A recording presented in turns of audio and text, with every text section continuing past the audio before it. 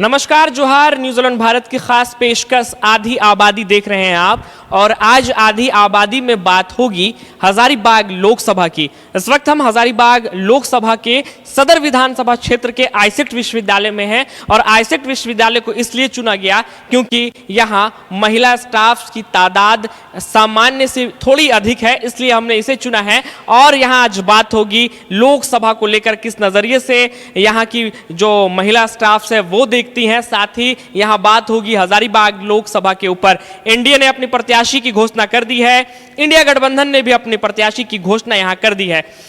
NDA से यहाँ पर सदर विधायक मनीष जायसवाल को लोकसभा हजारीबाग से प्रत्याशी के रूप में बनाया गया है, तो वहीं इंडिया गठबंधन ने भाजपा छोड़ करके कांग्रेस में शामिल हुए जयप्रकाश भाई पटेल पर दांव लगाया है।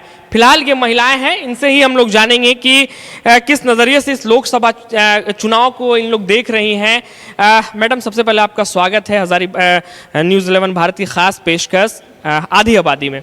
किस नज़रिए से देख रहे हैं इस बार की लोकसभा में क्या मुद्दे होंगे महिलाओं के लिए? देखिए, धन्यवाद। ये तो बहुत बड़ा मुद्दा है हमारे लिए। हमारे देश अभी के समय में जो महंगाई है, हम औरतों को क्या चाहिए, जो बेसिक नीड है, हमारा किचन में गैस सिलेंडर। आज के डेट में जो गैस सिलेंडर आज से 10 साल पहले महज 400 के आसपास था या उससे ज़्यादा होगा, आई थिंक, मेरे को ये कंफर्म नहीं है, लेकिन आज के डेट में वो 1100 रुपये। तो ये हमारे लिए सबसे बड़ा, हमारे लिए एक औरत होने के नाते में, क्योंकि हम लोग हम लोगों को होम मिनिस्टर बोला जाता है। हम लोग घर की शुरुआती जो बेसिक चीज़ है उसी को कॉम्प्रोमाइज़ करने के लिए महंगाई इतना बढ़ा हुआ है। ये 10 सालों में जब मोदी जी आए थे तो हम लोगों को लगा था कि देश में बिल्कुल एक परिवर्तन होगा, लेकिन वो चीज़ अस्तित्व जमीन पे नहीं आया, वो धरातल पे नहीं आया। वो रहा, लेकिन वो फोटो फ्रेम तक ही रहा, अखबारों के फ्रंट लाइन तक रहा। वो हमारे अस्तित्व में, रियलिटी में आप देख लो, आज के डेट में महंगाई, बेरोजगारी चरम सीमा पे है। तो मुझे लगता है कि इन 10 सालों में ये सरकार अच्छा काम की। और भी महिलाएं हमारे पास हैं, उन महिलाओं से भी जुड़ेंगे, उनसे भी जानेंगे कि इस बार लोकसभा चुनाव को लेकर के किस तरीके से वो देख रही है। मैडम, इस बार लोकसभा चुनाव की जो है वो तैयारियां हर जगह चल रही है, प्रशासनिक स्तर से लेकर नेतागण भी अपने तरीके से कर रहे हैं तैयारियां। आप किस नजरिए से देख रही हैं, क्योंकि आप भी एक वोटर हैं और साथ में महिला हैं, महिला सशक्तिकरण का उदाहरण भी पेश कर रही हैं आप, क्योंकि एक वर्किंग लेडी हैं आप। किस नजरिए से देख रही हैं आप? सर देखिए, मेरा सोचना ऐसा है, स्टार्टिंग में तो सभी लोगों ने ऐसा सोचा कि बीजेपी की सरकार आके बहुत सभी क्षेत्र में प्रगति करेगी, परंतु ऐसा महिला के हमारे तरफ से ऐसा कुछ भी नहीं दिख रहा है। खासतौर से देखिए 2016-17 इस बीच में जितने भी रोजगार वाले थे, जितने भी परीक्षाएं सफल पास किए हैं स्टूडेंट, अभी तक उनको नौकरी का कोई भी आसार दिख नहीं रहा है। कोई भी परीक्षाएं हो रही है वो विफल होता जा रहा है। बच्चे एग्ज़ाम दे रहे हैं, रिजल्ट आ रहा है, कैंसिल हो जा रहा है, ज्वाइनिंग के बाद भी कैंसिल हो रही है। तो इस तरह से जो महिलाएं हैं, इनको कहीं भी हम लोगों को छूट या किस तरह से, नौकरी तो दूर रहा, किसी तरह से प्राइवेट में भी घुसने का कोई वैसा मौका नहीं दिख रहा है। सब कोई अच्छी अच्छी डिग्रियां लेकर भी प्राइवेट में 5,000 10,000 में महिलाएं पूरा दिन सारा वर्क करती है, तो इससे नहीं लगता है कि आगे ये सफल हो पाएगी। मोदी जी कहते हैं महिलाओं को सशक्त बना दिए हैं, महिलाओं को आत्मनिर्भर बना दिए हैं, महिलाओं के लिए बहुत सी योजनाएं लेकर के आए हैं। आप क्या कहेंगे? तो आत्मनिर्भर बनाने के लिए उनको पहले घर से भी तो छूट मिलनी चाहिए। घर से अगर छूट मिलती है तो बाहर का रास्ता उनके लिए क्लोज होता है। जहाँ भी जाती है उन्हें 2,000-4,000 की नौकरी मिलती है, जो उनके घर के लिए सफिशिएंट हो नहीं पाता है। तो उनके लिए सिर्फ सशक्तिकरण का ही फैसला लेना इतनी बड़ी बात नहीं होती है, उनके लिए उन्हें भी आगे बढ़ना पड़ेगा। महिलाएं तो हमेशा ही आगे हैं, वो चाहती है कि हम सभी क्षेत्र में आगे बढ़े, लेकिन उनके लिए सरकार अगर उनकी सपोर्टिव होगी तभी तो कुछ भी कार्य सफल हो पाएगा। जाहिर तौर पर कई महिलाएं हैं और आपने महिलाओं की भी बातें सुनी, अन्य महिलाओं से जुड़ेंगे, उनसे जानने की कोशिश करेंगे। मैम, इस बार लोकसभा चुनाव है, ये बहुत बड़ा पर्व है भारत में चुनाव, इसको लेकर तमाम तैयारियां चल रही हैं। देखिए, आप लोग, अभी एक मैम ने बताया कि हम लोग होम मिनिस्टर है घर की, और ऐसा संबोधित भी हम लोग करते हैं। क्या होगा इस बार चुनाव में, क्या मुद्दों को लेकर के आप लोग वोटिंग करेंगे, किस चीज़ को ध्यान आकर्षित करके वोटिंग इस बार करने वाली हैं आप लोग? No doubt Modi ji is the best prime minister India, no doubt. मेरे जो मुद्दे होंगे, ये रोटी कपड़ा मकान, ये हमारे इंटरनल मैटर्स है, ठीक है। मैं वोट दूंगी जो सेना के लिए काम किया है, जो उन्होंने डिफेंस पे काम किया, मैं उनके लिए वोट दूंगी। उसको इस लेवल पे उन्होंने काम किया जो कभी नहीं हुआ आज तक, मैं उनको वोट दूंगी। इंटरनेशनल लेवल पे जो इंडिया के जो ग्राफ उन्होंने बढ़ाया है, मैं उस बेसिस पे उनको वोट दूंगी। महिलाओं के लिए बहुत किया है, महिलाओं के लिए उन्होंने जो बेसिक चीज़ें हैं वो किसी ने नहीं सोचा जो मोदी जी ने सोचा है, और सारा कुछ अच्छा किया। मंदिर बनाया है, राम मंदिर बनाया है जो सालों से अटका हुआ था, पर दंगे नहीं होते। कितने जो कुख्यात इंडिया जो कुख्यात लेवल के जो थे आतंकवादी, वो सारा कुछ मुख्तार अंसारी और उनके जैसे कितने ही सारे लोग जिनको उन्हें जेल में डाला है, वो क्राइम को कंट्रोल में किया है। पहले से ऐसा नहीं था। अब महिलाएं ज़्यादा सुरक्षित है, ज़्यादा सेफ है। मैं मोदी जी को ही वोट दूंगी और वो मुझे अच्छे लगते हैं, उनका सारा काम भी अच्छा लगता है। कोई ऐसा मोदी जी का काम बताएं जो विकास के क्षेत्र में जो है वो आगे बढ़ा हो काम। ये तो आपने नेशनल इंटरनेशनल मुद्दे बताएं, आतंकवादियों से उन्होंने जो आतंकवादियों को धूल चटाया है, वैसे वैसी बातें आपने बताई। कुछ ऐसे कार्य बताएं जो मोदी जी एक सरकार ने किया हो, खास तौर पर महिलाओं के लिए, जिससे आप भी संतुष्ट हैं। मैं तो पूरी तरह संतुष्ट हूँ।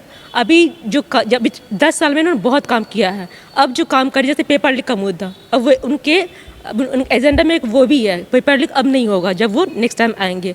सुपर पावर 3rd लेवल पर बनाएंगे इंडिया को इकोनॉमिकली। तो ये सब चीज़ें ग्रोथ नहीं, तो फिर क्या, जब इंडिया ग्रोथ करेगा, जब हम 3rd लेवल पर आए तो क्या उसमें महिलाएं नहीं होंगी? वो भी तो इंक्लूड होंगी, वो भी तो आएंगी। तो कैसे कह सकते हैं कि महिलाओं ने नहीं किया है? बहुत किया है। अच्छा मैडम, एक सवाल आपसे और, 2 टर्म्स मोदी जी ने अपना जो है वो मुकम्मल कर लिया है, 2014 से 19, 19 से 24। क्या ऐसा काम कोई काम था जो मोदी जी किसी कारणवश वो काम नहीं हो पाया, वो काम इस बीच उनको कर लेना चाहिए था? कोई ऐसा काम आपकी नज़र में? देखिए, यूथ्स का बेरोजगारी तो है, ये फैक्ट है।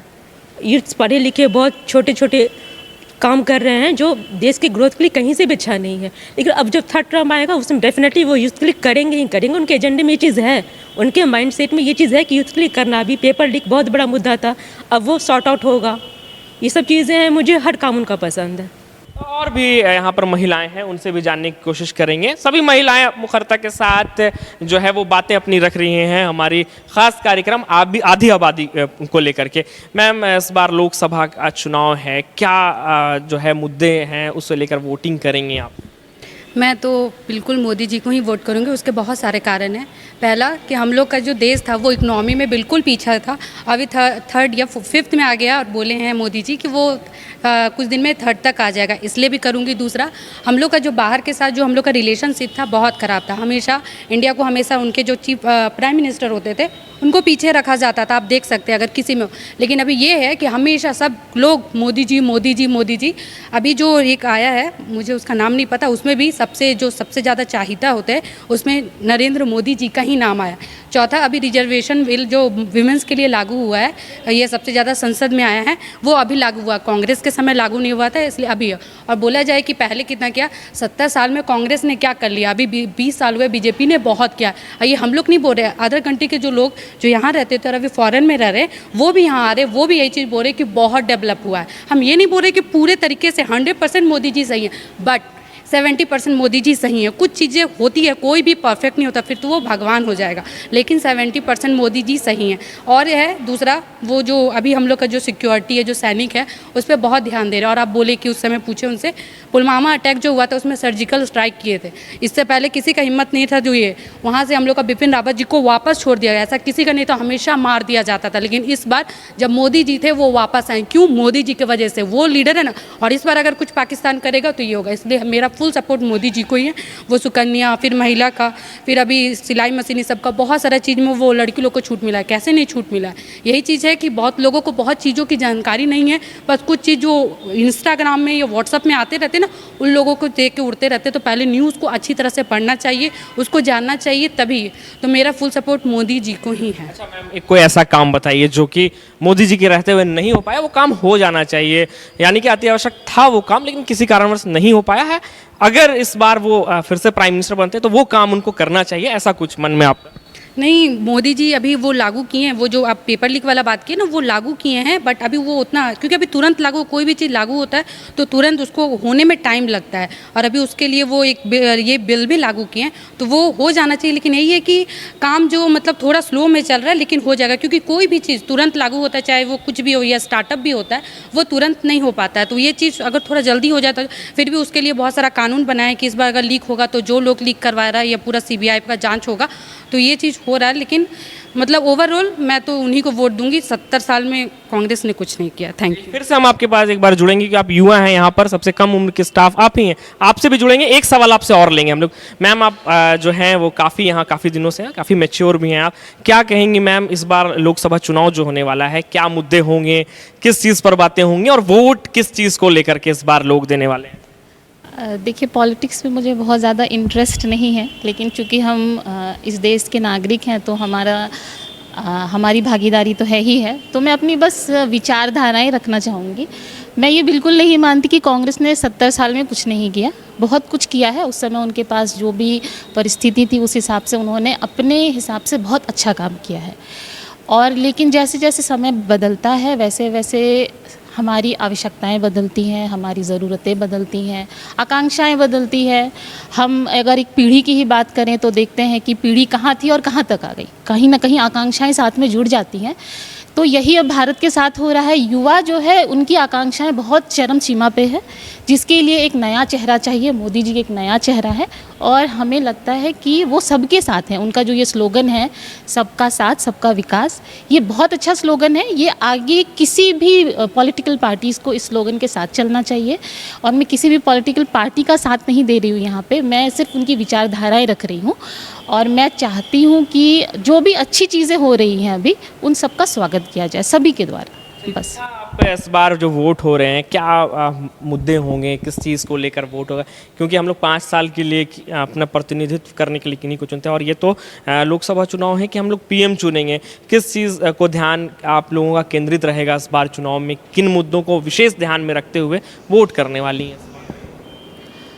देखिए, वोट तो करना ही है और मुझे जैसा लग रहा है कि देश जिस ओर जा रहा है प्रगतिशील दिशा में ही जा रहा है।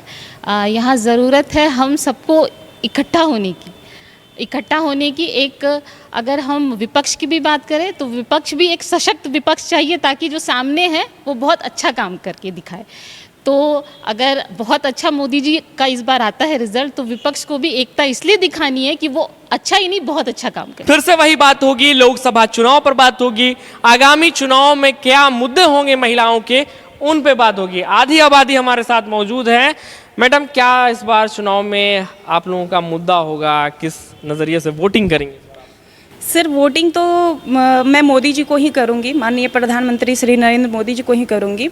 बट सर, जैसा अभी आशा मैम ने एक अभी बात कही कि ये राम मंदिर कोई किसी पार्टी का नहीं है, ये कांग्रेस मतलब किसी बीजेपी का नहीं है, किसी कांग्रेस का नहीं है। तो सर, मैं इनसे जानना चाहूँगी, राम मंदिर जो है सर वो बीजेपी का ही किया हुआ है सर। वो ये लाल कृष्ण आडवाणी उसके लिए कितना ये तपस्या किए। उसके बाद उस टाइम नरेंद्र मोदी जो थे वो गुजरात के मुख्यमंत्री थे। तो सर मेरा मानना ये है कि राम मंदिर जो है वो माननीय प्रधानमंत्री नरेंद्र मोदी जी का ही काम किया हुआ है ना।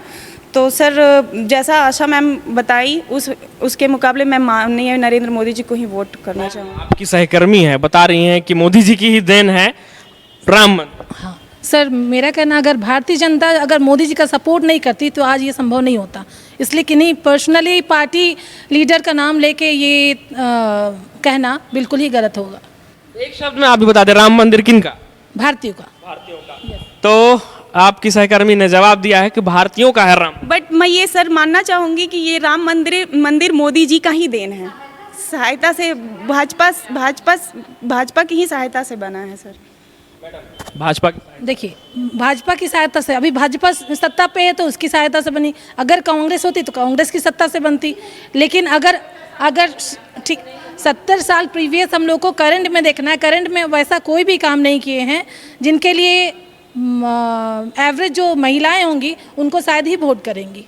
मैम, सर, मेरा ये मानना है कांग्रेस के टाइम में ये कितने सैनिकों लोगों का सर चला जाता था, है ना, काट करके पाकिस्तान ले जाता था। मोदी जी ने सर्जिकल स्ट्राइक करवाया। मोदी जी ने ये अभी आतंकवादी लोगों को कितना खात्मा हुआ है ना, वो खात्मा करते जा रहे हैं। उनका इंटरनेशनल लेवल पे नाम हो रहा है। तो मोदी जी बेस्ट हैं। आप किन मुद्दों को लेकर के, किस मेन एक चीज बताइए जिसको देख करके आप वोट करने वाले?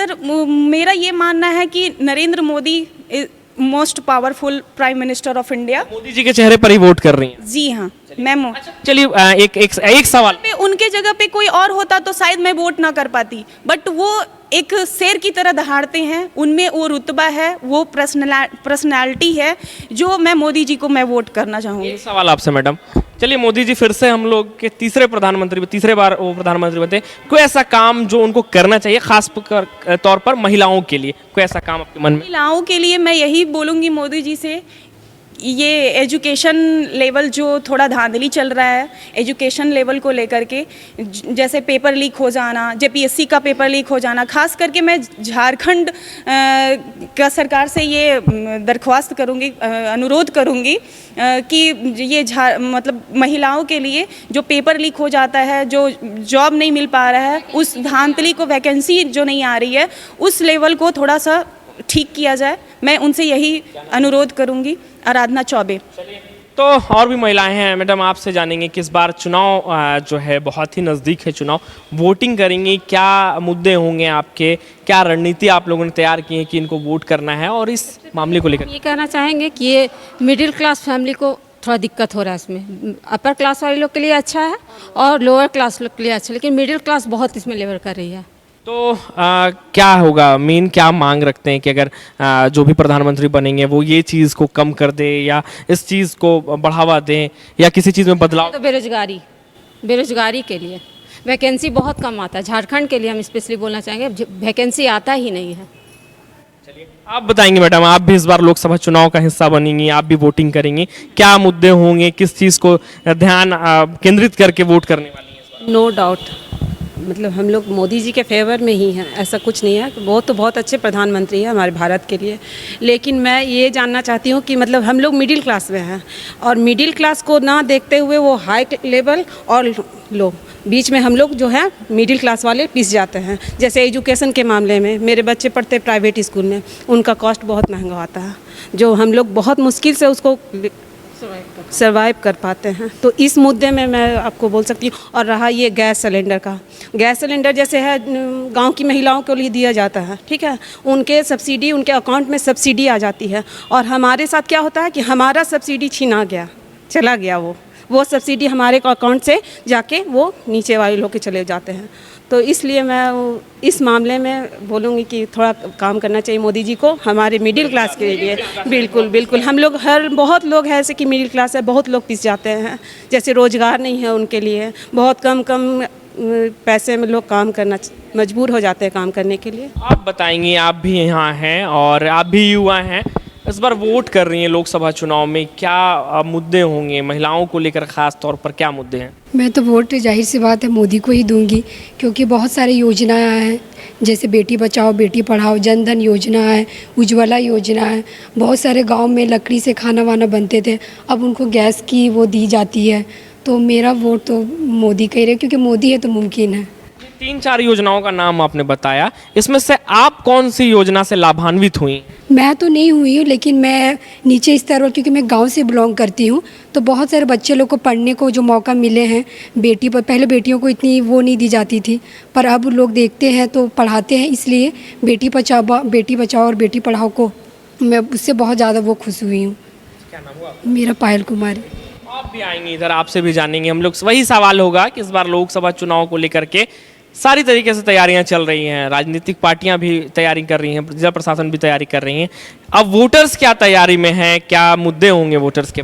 देखिए, मैं भी कम्प्लीटली मोदी जी की ही तरफ से हूँ, मैं भी उनको ही वोट करने वाली हूँ, क्योंकि उन्होंने हम लोगों के लिए बहुत कुछ किया और अभी भी कर रहे हैं, आगे भी करेंगे। ओवरऑल देखा जाए तो कंट्री का डेवलपमेंट अगर हो रहा है तो सिर्फ मोदी जी के कारण। कैसा आप बताएं? उन्होंने बहुत कुछ किया है, अभी देख रहे हैं अटल पेंशन योजना, आत्मनिर्भर भारत, आपको भी पता होगा बहुत सारे योजना उन्होंने लाया है। अब जैसे मैम ने कहा कि योजना आ रहा है लेकिन मिल नहीं पा रहा, मोदी जी जो हैं ऐसा वो लोग, यहाँ के लोग के बहुत लोग जो मोदी के अगेंस्ट में हैं, वो लोग छोटा फैक्टर्स कंसीडर करते हैं कि लोगों को एजुकेशन नहीं मिल पा रहा, आने जाने में तकलीफ हो रहा है, लेकिन मोदी जी ऐसा काम करते हैं कि आपको उस चीज़ का फ़ायदा अगले 5 साल के बाद देख मिलेगा। वो नज़र आ भी रहा है, लोग को बहुत सारा चीज़, बहुत प्रॉब्लम्स होते थे, आप देख रहे होंगे। अब वंदे भारत, अगर मोदी जी हैं तभी ये चीज़ पॉसिबल हुआ है। राम मंदिर क्यों नहीं वो पहले हो पाया पॉसिबल, चाहे कोई भी रीज़न हो क्यों नहीं हुआ, ये पॉसिबल तो अभी हुआ। तो मैम जैसा कह रही कि योजना मिल नहीं पा रहा, तो हो सकता है ये बेनिफिट आपको कुछ दिन बाद मिलेगा, लेकिन मिलेगा ज़रूर। मैडम का कहना है कि मोदी जी ने इंटरनेशनल कई मामले में जो है हस्तक्षेप करते हुए, भारत का प्रतिनिधित्व करते हुए भारत का नाम रोशन किया है। साथ ही कहना है एक सर्जिकल स्ट्राइक एक बहुत बड़ा मुद्दा है जो मोदी जी के नेतृत्व में किया गया सर्जिकल स्ट्राइक, वो है। कितना सहमत इनकी बात? देखिए, मैं इनकी बातों से सहमत हूँ, लेकिन ऐसा नहीं है कि सर्जिकल स्ट्राइक अभी ही हुआ। अभी ये फोकस किया गया है कि मोदी जी किए। ये सर्जिकल स्ट्राइक हमारे आर्मी के जवान करते हैं, ना कि कोई नेता करता है। वो नेता जो अपने एसी कमरे से बाहर नहीं निकलते हैं, वो क्या जाने -24 डिग्री में कैसे सर्वाइव करते हैं हमारे नौजवान, हमारे आर्मी मैन कैसे सर्वाइव करते हैं। वो तो एसी कमरे में बैठे हुए हैं, ठंड में ब्लोअर चला के बैठे हुए हैं, उन्हें क्या पता। मैम ने कहा है पहली बात, कोई भी अगर बड़ा मुद्दा होता ना, जैसे सर्जिकल स्ट्राइक हुआ है, तो बिना किसी के परमिशन, बिना हेड के परमिशन के नहीं होता। सबसे पहले सैनिक का जो हेड होता है कौन होता है? प्रेसिडेंट होता है। प्रेसिडेंट को कौन देगा? प्रधानमंत्री देगा। बिना प्रधानमंत्री की इतना बड़ा कि वो पाकिस्तान पे अटैक कर देगा। पहली बात हम लोग पे एक भी ये लागू हुआ है। पहले आप मैम 1 मिनट। मैम आपने अपनी बात पूरी रखी, आपने अपनी बात पूरी की। मैम आप अपनी बात पूरी करें, अपनी बात पूरी। हम लोग का 100 साल पहले ये चीज़ ये हुआ था कि जब तक पाकिस्तान पहले अटैक नहीं करेगा हम लोग अटैक नहीं कर सकते। ये पहले यूनेस्को या कहाँ पे पहली बात ये चीज़ लागू हुआ है। तो बिना मोदी जी के बिना कहे वो ही ये कहे कहीं भी नहीं हो सकता। आप अगर कोई भी न्यूज़पेपर या कोई भी आर्टिकल में भी पढ़ लीजिए, बिना परमिशन, सबका हेड कौन होता है? प्रेसिडेंट। और प्रेसिडेंट को कौन बोलता है? आप लोग को सबको पता होगा, प्रधानमंत्री। पहले इतना हुआ, पहले भी तो इतना। हम तो एक बार भी सर्जिकल स्ट्राइक का नहीं सुने। पुलवामा अटैक हुआ तो तुरंत ये हुआ। बिपिन रावत जी वहाँ पर फंस गए थे तो उनको वापस, हम इससे पहले आप पढ़ लीजिए, न्यूज़पेपर उठा के पढ़ लीजिए या कोई भी चीज़ पढ़ लीजिए, जब बाकी लोगों की सरकार थी ऐसा नहीं हुआ। और आप पहली बार सच में न्यूज़ ये जान लीजिए कि बिना प्रधानमंत्री के नहीं, इतने बड़े बड़े चीज़, ये छोटा चीज़ नहीं है कि हम उसके घर में जाके बम फेंकने जा रहे हैं। एक दूसरे कंट्री में जाके हम लोग को अटैक करना है तो उसके लिए बिना परमिशन का नहीं होगा। अब वो चीज़ उन्हीं के बदौलत हुआ है। इनका कहना है कि सर्जिकल स्ट्राइक जो हुआ मोदी जी के नेतृत्व में हुआ है और हमने दुश्मन के दांत खट्टे किए। दांत खट्टे किए ये सही है, लेकिन इन्होंने ये गलत बोला ना कि प्रधानमंत्री का परमिशन कहीं भी प्रधानमंत्री नहीं देते हैं। परमिशन हमारे देश के राष्ट्रपति देते हैं, सेना नायक सेनाध्यक्ष को देते हैं, ना कि राष्ट्रपति को परमिशन देंगे प्रधानमंत्री। आप बोल रहे कि पहले पेपर में छपता नहीं था। पहले अगर आप रोज का पेपर, ये राहुल गांधी ने ये किया, इंदिरा गांधी ने ये किया, पर डे का पेपर में आता। तो सर्जिकल अगर स्ट्राइक पहले होता तो नहीं, पहले भी अटैक होते थे, लेकिन हम लोग के सैनिक मारे जाते थे। हम लोग के सैनिक को ये, और ना हम लोग के सैनिक को इतना छूट दिया गया था, इतना पैसा दिया गया था कि आप अच्छे विमान खरीदे। अभी हम लोग विमान खरीद क्या रहे, दूसरे देश को प्रोवाइड भी करवा रहे, बना के दूसरे देश को भेज रहे हैं।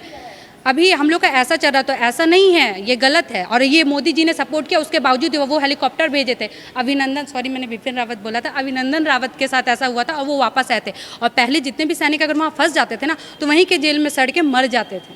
तो आप ये चीज़ न्यूज़पेपर में या फिर देख ले, पढ़ लीजिए।